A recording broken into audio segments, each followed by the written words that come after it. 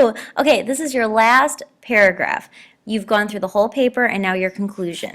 In your conclusion, you are going to need to restate your thesis. So whatever your thesis statement was, say it again.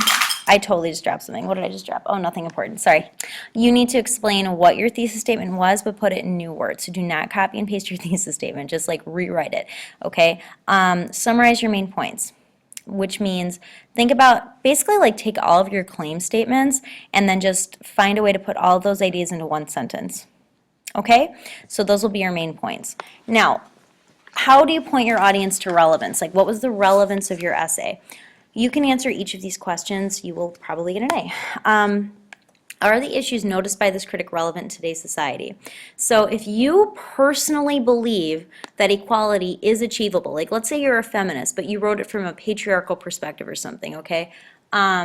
Let's say that that's the case and you disagree with your critic, this is where you get to say that no, in fact, you want to leave yourself out of it. You don't want to be like, I think, blah, blah, blah. You want to say that a patriarchal critic looks for examples in which male-dominated society keeps women from getting the various forms of power.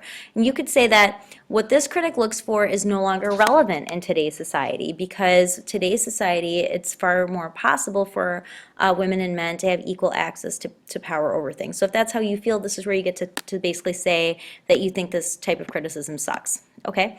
Or, in the opposite, if you think very much so, let's say you wrote it from a matriarchal perspective and you really believe in that, this is where you say, yes, this critic's, like what this critic looks for is very relevant today because women do get more power in different situations than men do and da-da-da-da. So this is where you get to either defend or refute this type of criticism. Then say why it's useful to understand this perspective. It's useful to understand this perspective because, these things are very true about society.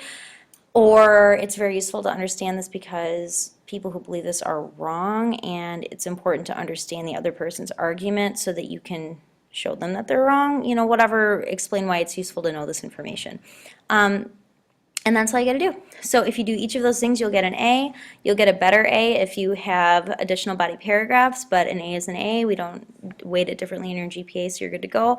Let me know if you have questions. Good luck.